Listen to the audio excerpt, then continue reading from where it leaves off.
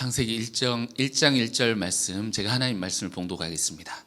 하나님 말씀에 귀를 기울이십시오.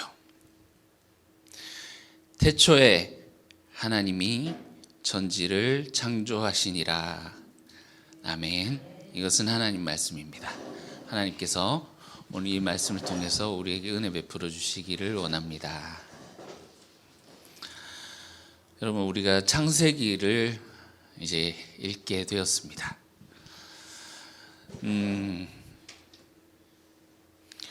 창세기 꽤나 익숙한 책이고 우리 그리스도인들이 아마 그리스도인들에게 가장 많이 읽힌 책이 아닌가. 왜냐하면 이제 성경 좀 읽어야 되겠다 하고 딱 시작하는 게 창세기죠. 읽다가 지나가면 이거 어려운 거 나오면 이제 포기하기도 하고 다시 읽어야지 또 시작하면 창세기에서 또 이렇게 읽다 보면 아마 제일 많이 읽은 책이지 않은가. 근데 또 읽어보면 또 굉장히 쉽고 재밌게 되어 있어요. 이야기로 되어 있고 이 에피소드들이 연결되면서 굉장히 쉽게 우리에게 읽혀지고 그런 쉬운 책이기도 합니다. 그런데 여러분, 가만히 생각해 보십시오. 만약에 우리나라 고조선에 어떤 문서가 발견이 되었다. 이거를 보고 우리가 읽고 해석하는데 쉬울까요? 어려울까요? 당연히 어렵겠죠. 여러분, 이 성경이란 이 성경이 아주 오래전에 실제로 우리 고조선 시대일 수도 있어요. 그때 쓰여졌던 책이 우리에게 쉽게 읽힌다? 이게 쉬운 일일까요? 여러분, 우리가 다시 한번 볼 필요가 있습니다. 사실상 창세기가 그냥 읽으면 우리가 그냥 술술 읽히고 하기 때문에 그냥 이야기로서 받아들이고 하지만 사실 그 가운데에서 오해되는 부분들, 그리고 오해되는 부분들도 많고 굉장히 어렵다면 굉장히 어려운 책입니다. 우선 1장 1절에 태초에 이렇게 나오죠. 베레시트. 이것이 책 제목입니다. 책 제목. 태초에. 자, 이 태초라는 것이 언제일까요? 모든 것에 시작하기 전에 그것일까요? 아니면 지구가 생성될 때일까요? 히브리어로 보면 이 직역을 하면요, 한 처음에, 어떤 처음에 이렇게 볼 수가 있어요. 정관사가 없거든요. 그 처음에, 이 모든 것이 시작하던 그 처음에가 아니라 한 시작, 어떤 시작이라고 하면 또 우리가 또 많은 것들을 생각하게 되죠. 그러면 또 이게 여러 가지 시작이 있었단 말인가? 그럼 이 시작은 도대체 어디란 말인가? 굉장히 시작부터 우리를 고민에 빠져들게 만듭니다.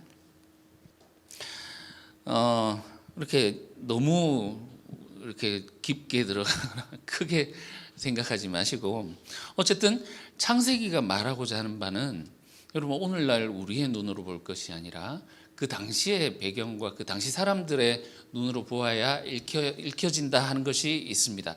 창세기는 그야말로 세상의 처음이 어떻게 되었는가, 우리 과학적인 시각으로 볼 때 그 세상의 처음에 대해서 말하고자 하는 책이 아니란 사실입니다. 우주가 어떻게 생겼는가, 이 지구가 어떻게 생겨나게 되었는가, 아무리 창세기를 읽어도 여러분 알 수가 없습니다. 이 한 처음에 이것이 도대체 언제인가? 과학자들은 이 우주의 시작이 130 몇 억 년 전에 있었을 것이고, 지구의 나이가 한 45억 년 정도 된다라고 얘기를 하는데, 창세기는 전혀 과학적인 책이 아닙니다. 예를 들어 보면 하나님이 첫날에 빛이 있으라 이렇게 하셨는데요. 그리고 빛이 있으라 하시고 처음에 하나님이 보시기에 좋았는데 저녁이 지나고 아침이 되니 첫째 날이더라 이렇게 얘기를 하는데, 나중에 보시겠습니다만 유대인들은, 여러분, 우리는 하루의 시작이 해가 뜰 때, 해가 아침이 되고 저녁이 되니 첫째 날이었더라 할 텐데, 유대인들 해가 질 때 하루가 시작된다고 생각하거든요. 그래서 저녁이 되고 아침이 되니 이렇게 합니다. 그러니까 어쨌든 하루가 지났다라고 하는데, 여러분 해, 달, 별이 넷째 날에 창조가 되거든요. 그러니까 우리가 하루라는 그 시간 단위를 어떻게 측정을 합니까?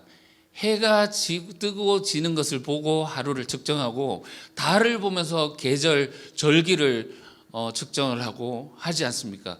넷째 날에 해, 달, 별을 하나님이 만드시는데, 첫째 날에 하나님이 빛이 있으라 하는데, 그럼 이 빛은 무엇이며, 이 하루가 지났다라고 하는데 이 하루의 측정은 어떻게 될 것이며, 여러분 과학적으로 접근할 때 이것을 우리가 판단할 수 있습니까? 없습니까?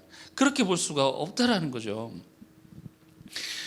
이게 앞뒤가 맞지 않아 보이지만 이 창세기 저자는 전혀 이런 것이 문제가 되지 않습니다. 그래서 우리가 이 창세기를 읽을 때 가장 먼저 해야 할 것은 과학의 안경을 벗어야 됩니다.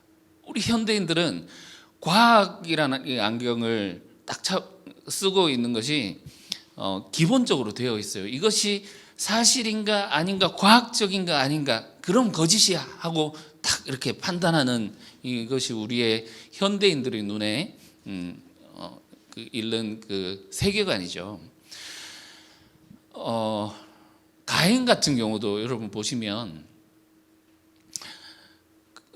아담과 하와가 타락하고 하나님의 그 낙원에서 쫓겨났습니다.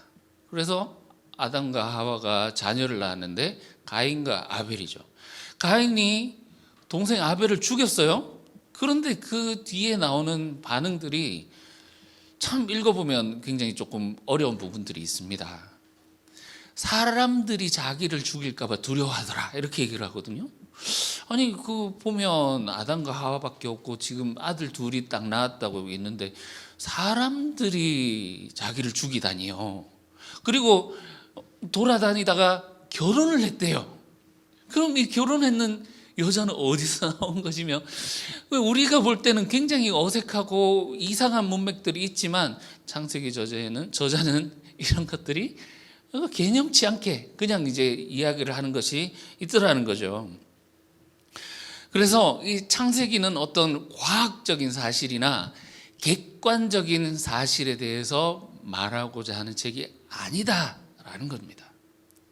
말하고 싶은 것은 사람이 누구이냐, 하나님은 누구이냐, 그리고 사람과 하나님의 관계는 원래 어떤 것이냐, 사람의 사람됨이 무엇이고, 그리고 하나님이 창조를 하신 이 사람과 사람 간의 이 관계는 어떠해야 되는 것이며, 인간의 고통이나 아픔, 괴로움, 슬픔이 어디로부터 나오게 되었는가, 그 기원에 대해서 말해주고 있는 책이다라는 거죠. 또 한 가지 우리가 좀 생각해 볼 것이 있습니다. 여러분 이순신 영화 나오는 거 보셨습니까 혹시? 명량, 한산, 노량, 그 세 번에 걸쳐서 그 이순신 장군의 그 정말 놀라운 그 전투를 다루는 그런 영화들이 나왔었고, 또 예전에는 불멸의 이순신 그 드라마를 보면서 그 아버지가 눈물 그렁그렁 하면서 그거를 보셨던 기억이 나는데요. 여러분 보셨습니까 혹시? 예. 문화생활을 이순신 장군에 대해서 다루고 있죠. 그런데 이순신 장군은 조선 중기 시대 사람이란 말입니다. 이순신 장군을 다루고 있다라고 해서, 조선 중기에 이순신이라는 사람을 다루고 있다고 해서 이 영화가 조선 중기에 만들어진 영화입니까? 조선 중기에 이순신을 다루지만 2000년대에 상영된 영화라는 말이죠. 여러분 창세기가 창조 때, 하나님이 창조하실 때 모습을 다루고 있습니다. 그러나 이것이 그때 쓰여졌을까요? 창세기에 보면 족장들 이야기가 쭉 나오고 마지막에 요셉의 죽음에 대해서 그리고 있는데 요셉의 시대에 이것이 쓰여졌을까요? 아니면 이 모세 오경을 보면 그 뒤에 이어지는 것이 모세가 백성들을 이집트에서 이제 출애굽시켜내서 이제 그 광야를 돌고 그 시내산 그 약속의 땅 앞에서 그 설교를 하는 그 신명기까지 가게 되는데 모세 그 출애굽 당시 이스라엘의 사람들에 의해서 그 모세에 의해서 이것이 쓰여졌을까요? 여러분 만약에 우리 미래의 후손이 2000년대 2020년대 우리가 살고 있죠. 노량이 23년 작년에 나온 영화로 알고 있는데 이 영화를 발견했어요. 그 발견하고 이 영화가 이순신 장군에 대해서 다루고 있으니 이 영화가 조선 중기에 만들어졌구나라고 하는 것과 같은 그런 허망한 똑같은 소리라고 할 수 있겠습니다. 여러분 우리가 이순신 장군에 대한 이야기를 영화로 만들 수 있었던 것이 이순신 장군이 난중일기를 썼잖아요. 그 일기를 보고 우리가 현대인들이 그것을 보고 재구성하고 그때 상황이 이랬을 것이다. 학자들이 연구를 하고 그래서 영화가 만들어지기까지 했습니다만 아브라함이 밤에 일기를 썼을까요? 하나님의 부르심을 받아서 가다 광야에서 텐트 치고 자다가 하늘에 총총한 별을 보라 하면서 일기를 썼겠습니까? 그 당시에 글자 자체가 존재했을지도 모르지만 또 그것을 기록하고 보존할 수 있는 길이 있었겠습니까? 여러분 창세기 있는 이 이야기들이 처음에는 입에서 입으로 전달되어진 것이라는 것을 우리가 생각하면 좋겠습니다. 전문적인 용어로 구두전승이라고 하죠. 구두전승. 할머니 할아버지들이 이야기를 해주는 거죠. 야, 우리 조상들은 말이야, 우리 민족은 말이야 하면서 이야기들을 해줍니다. 그런데 그때 이것이 하나님의 말씀이다. 이게 하나님의 말씀이니 1.1획도 틀려서는 안 돼. 이런 식으로 전달이 되었을까요? 여러분 전래동화 우리나라에서도 입으로 내려오는 전래동화들이 있죠. 한 번은 제 와이프가 그 애들 어렸을 때 그 토끼와 거북인가 얘기를 해주는데 이야기가 이상하게 바뀌더라고요. 이게 이렇게 바뀌어도 되느냐고 이런 얘기를 한 적이 있었는데 말하는 바는 비슷하겠죠. 그 골자는 비슷하겠습니다만 이야기를 할 때 이것이 현실감이 있게 한다든지 어떤 요인에 의해서 더 더해지거나 빠지거나 하는 부분이 분명히 있었을 것입니다. 여러분 주기도문은 우리가 가지고 있는데 이것이 바뀔 수 있습니까? 없습니까? 주기도문 바뀔 수가 없죠. 이것이 글자로 딱 정해졌고 주님이 하신 기도야 가르쳐 주니까 우리가 그대로 이것을 읽고 외우고 기도하지 않습니까? 이것은 바뀌지 않아요. 그렇지만 아브라함이 하나님의 부르심을 받아서 75세 때 가나안 땅으로 떠났더라 하는 이 이야기들을 이제 할머니, 할아버지, 부모님이 자녀들에게 이야기를 해줄 때 이 가운데는 이야기가 조금 더 첨가될 수도 있고 또는 빠질 수도 있고 또는 상황에 따라서 골자는 같겠지만 달라지는 것들이 있을 수 있겠더라 하는 겁니다. 여러분 창세기가 이렇게 입에서 입으로 전승되면서 더 들어가거나 빠지는 것도 있을 수 있었겠다. 그러나 어느 때에 이것이 글로 기록되는 때가 있었겠다라는 거죠. 우리는 이것을 글로 보지 않습니까? 그렇게 되면 처음에는 입에서 입으로 전승되다가 그때는 많은 변화들이 있었을지 모르지만 어느 순간 이것은 하나님께서 우리 민족에게 주신 은혜이고 독특하게 하나님께서 특별하게 주신 이 말씀이다라는 그런 개념이 딱 자리 잡혔을 때 이것이 받아들여지게 되고 확정되고 그때부터는 이것에 대해서 고치지도 않고 추가하지도 않고 이렇게 됐겠다라는 거죠. 그럼 그게 언제냐? 이 성경이, 이 창세기가, 그리고 이 구약 성경이 언제 쓰여졌느냐? 각 책마다 다르겠지만 이 창세기가 언제 정립이 되고 이렇게 글로 만들어졌겠느냐? 빨라야 바벨론 포로기 일대일 것이다. 이렇게 대부분의 학자들의 견해입니다. 그러니까 주전 587년쯤에 이스라엘 남유다가 멸망하게 되거든요. 그리고 예레미야가 예언했던 것처럼 이스라엘 백성들이, 많은 사람들이 바벨론의 포로로 잡혀가고 또 디아스포라, 여기저기 다른 국가들에 흩어져서 자기들이 이렇게 살아가게 됩니다. 그렇죠. 여기에 이유가 있습니다. 왜 이 창세기가 구전전승으로 이어져 오다가 바벨론 포로기에 와서 글로 기록되게 되었을까? 여기에 그 이유가 있는 것이죠. 우리가 창세기를 읽을 때 바벨론 포로기의 이스라엘 형편에 대해서 알고 읽으면 여기 굉장히 거기 관련된 것들이 많이 있고 또 다른 그 의미들을 우리가 발견할 수 있게 됩니다. 제가 오늘 이제 처음 설교기도 하고 해서 오리엔테이션 같이 좀 이런 이야기를 하는 이유가, 그럼 나중에 우리가 읽으면서 이 바벨론 포로기의 그 흔적들, 그들의 고민들을 우리가 여기서 또 읽을 수 있게 되거든요. 왜 구전전승으로 내려오던 이것이 글로 기록되게 되었는가? 굉장히 긴 이야기겠습니다만 짧게 설명을 드리자면, 나라가 망했습니다. 나라가 망했습니다. 여러분, 우리 민족은 그거 아시잖아요. 이 상황에 대해서 잘 알지 않습니까? 일제강점기 시대를 거쳤기 때문에 나라가 망하고 처한 현실이 괴롭고 고통스럽고 정말 이 나라를 잃고 이제 우리라는 이 개념이 이제 사라지게 되게 생긴 이 상황. 그러면서 동시에 우리는 왜 망하게 되었는가? 하나님께서 우리를 이렇게 망하게 하신 이유가 무엇인가? 반성하게 되었습니다.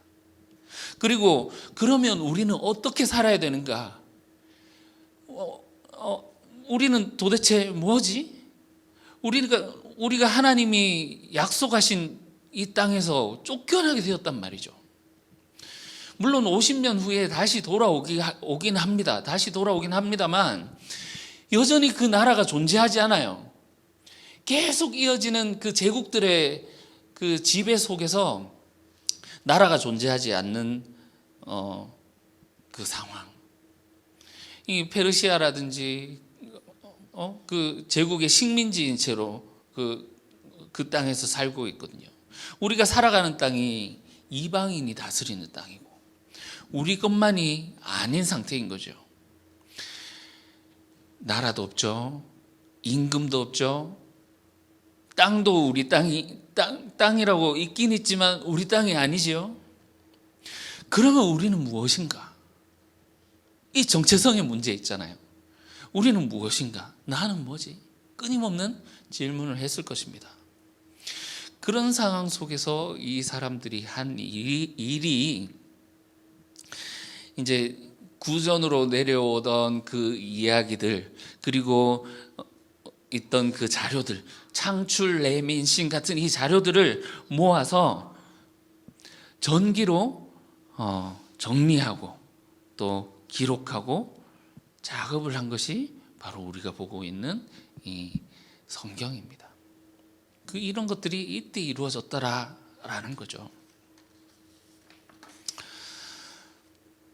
그런 그들의 상황에게 창세기의 시작은 이렇게 말하고 있습니다. 태초에 하나님이 천지를 창조하시니라. 이 히브리어 원어를 보시면 세 단어로 되어 있어요. 태초에 창조하셨다. 하나님이. 너희를 지으신 너를 지으신, 너를 만드신 이가 누군지 만나보지 않겠니? 하고 이 하나님 앞으로 이 백성들을 초대하고 있는 것입니다. 우리가 다음 2절은 우리가 다음 주에 살펴보겠지만, 오늘 이제 성령 강림 주일이기도 하고 해서 살짝만 이제 터치하고 지나가 보면, 이 땅의 모습은, 하나님이 창조하시기 전의 모습은 혼돈과 공허와 어둠과 깊음, 말할 수 없는 그 혼돈이 자리 잡고 있는 이 땅입니다. 그런데 이 창세기의 선포는 2절 마지막에 보시면 하나님의 영이 수면이에요. 모든 것 위에 운행하시니라. 너희를 지으시니 하나님이 어떤 분이신지 처음에, 이 창세기 처음에서 딱 보여주고 있는 거예요. 모든 것 위에 운행하고 계시는, 통치하고 계시는 그 하나님. 여러분, 성령 강림 주일이라는 것은 이 모든 것을 다스리시는 이 하나님의 영이 이 땅 가운데 내려와서 우리와 함께 하시기로 작정하셨다라는 것. 우리가 창세기를 통해서 그걸 볼 수 있겠지만, 그래서 이 하나님은 이 세상을 포기하지 아니하시고 이 하나님의 영이 이 땅 가운데에서 사람과 함께 하시기를 작정하시고, 그리고 사람을 통해서 이 땅을 다시 하나님이 창조하셨던 이 모습으로 회복시키시겠다라고 하는 그 하나님의 작정, 그 하나님의 그 모습을 보여주는 것입니다. 여러분, 그래서 태초에 하나님이 천지를 창조하시니라, 이 말씀은요, 2장 1, 2, 3절 보시면 하나님이 천지를 창조하신 것을 마치시고 안식하시니라 이렇게 나오는데, 그래서 이 1장의 시작이라고도 볼 수 있지만, 이 하나님이 창조를 시작하셨다라는 말은 요한계시록까지 내다보는 성경의 모든 책의 시작이다라는 겁니다. 사실상 성경의 모든 책의 시작이 이 창세기 1장 1절 태초에 하나님이 천지를 창조하시니라 라는 이것에 기초를 두고 있다라는 사실을 우리가 볼 수 있습니다. 여러분, 우리 히브리서를 읽고 다시 이쪽으로 왔는데, 창세기로 왔지만 히브리서의 시작도 태초에 하나님이 천지를 창조하시니라 이렇게 되는 거죠.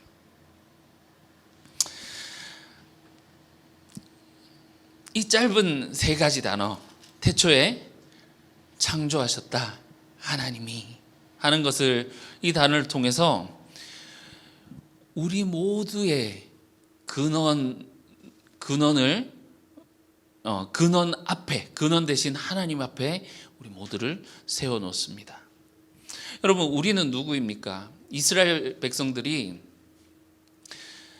국가를 잃고 임금도 잃고 우리가 누구인가 고민을 하고 있었지만, 솔직히 우리는 그런 고민을 하고 있지 않습니까? 옆에 나라가 독도는 우리 땅이다라고 하면 우리가 화를 내고 하는 이유가 무엇입니까? 우리 땅인데, 우리 것인데 그것을 넘보다니 화가 나는 것이죠. 우리는 대한민국에서 살고 있고, 지금은 뭐 임금이 없습니다만 뭐 대통령이 있고 뭐 이런 우리가 주권을 가지고 살아가고 있지 않습니까? 그러나 이 모든 것의 근원이, 여러분, 우리가 대한민국인입니다라는 것이 진리입니까? 만약에 우리가 호주로 이민 가게 되면요, 우리가 나라를 바꾸게 되면요, 여러분, 우리가 살고 있는 이 집이라든지 우리의 존재가 지금 우리가 가지고 생각하고 이게 나라고 믿고 있지만, 믿고 살아가고 있지만, 이것이 정말 나인가? 이것이 정말 나의 정체성인가? 우리가 생각해 볼 필요가 있지 않습니까? 지금 내가 내 것처럼 사용하지만 불행한 사고를 겪어서 제가 제 팔을 잃어버리게 된다면, 그래도 나는 나로서 존재하는 것인가? 그렇죠? 여러분, 오늘 이 창세기 1장 1절 말씀은 정말 그 모든 것을 잃고 나서 우리는 무엇인가, 나란 무엇인가 고민하고 있던 이스라엘 백성에게 선포하는, 여러분 이것이 전혀 과학적이지 않은 책이라고 했습니다. 그래서 우리가 이걸 보면서 창조론이 옳으냐 진화론이 옳으냐 접근하면 우리가 답을 만날 수가 없어요. 서양 그 철학들처럼 신 존재를 증명한다라든지 어떤 철학적인 관점으로 들어가게 되면 우리가 이 하나님을 만날 수 없습니다. 이건 그냥 선포입니다. 선포. 태초에 창조하셨다 하나님이. 우리 존재의 근본을 가지고 창조하신 그 하나님 앞에 서게 만드는 선포입니다.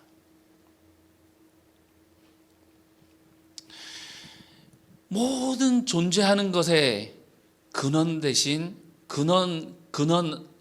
근원의 시작이신 하나님, 모든 것을 지으시고 영원히 자존하시는 그 하나님 앞에 우리를 세워놓고 있는 선포란 말이죠. 그래서 오늘 이 태초에 하나님이 천지를 창조하셨다라는 말은 정말 그냥 우리가 생각하고 있던 나, 우리 이런 걸 넘어서서 정말 근본적인 나란 존재, 우리란 존재를 하나님 앞에 세우는 것이고, 그리고 이 창세기 이제 시작되는 이 창세기에서 이제 말하고 있습니다. 보여줄 것입니다. 하나님이 어떤 분이신지, 그리고 하나님이 창조하신 인간이 하나님이 창조를 시작하셨다라는 목적을 가지고 계실 것 아닙니까?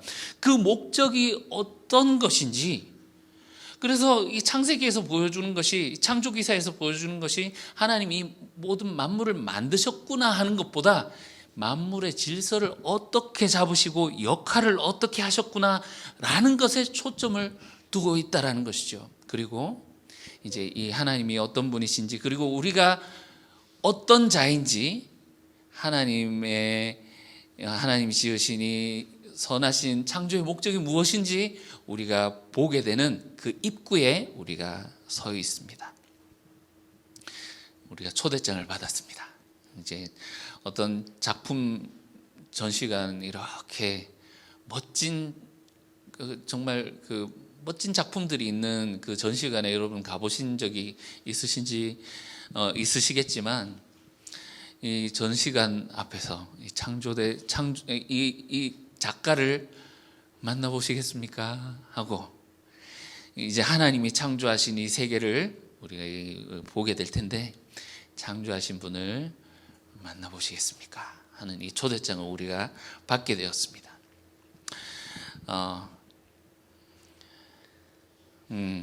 그래서 이 하나님이 창조하신 세계와 또한 이것이 깨어지지만 또 하나님께서 이것을 향해서 어떻게 이끌어 가시는지, 특히 이렇게 창세기 중에서도 우리가 1장에서 11장까지 이걸 원역사라고 하거든요. 이 원역사 부분을 일단 끝까지 보는 것으로 목표를 하고 있는데, 이 창세기를 함께하는 여정 가운데 참으로 우리를 향하신 그 하나님의 뜻이 어떤 것인지, 또한 하나님은 어떤 분이신지 우리가 제대로 보고 그분을 만날 수 있는 귀한 시간들 될 수 있기를 축원합니다. 여러분들 위해서 기도해 주시고, 또 이제 시작되는 여정 가운데 우리가 늘 잊지 말아야 될 것은 1장 1절의 선포입니다. 태초에 하나님이 천지를 창조하시니라. 이 천지라는 것이 단순히 하늘과 땅을 얘기를 하는 것이 아니라, 우리가 요한계시록에 보면 새 하늘과 새 땅에 대한 그 이미지를 우리가 알고 있지 않습니까? 그렇게 아름답게 창조하셨던 이 천지를 이야기를 하는 것입니다. 그래서 이 하나님을 만나고 알아갈 수 있는 시간이 될 수 있기를 원합니다. 기도하겠습니다.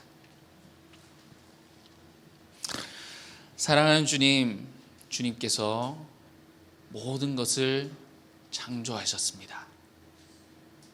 그리고 우리를 지으시고 하나님의 그 뜻 가운데에서 살기를 원하십니다. 주님의 이 부르심에 응답하여 주님의 참된 백성이 되어지는 저희들이 될 수 있도록 도와주시고 인도하여 주시옵소서.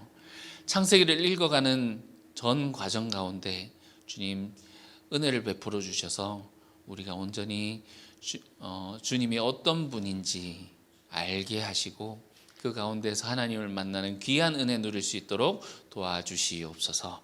감사드리며 거룩하신 예수님의 이름으로 기도합니다. 아멘.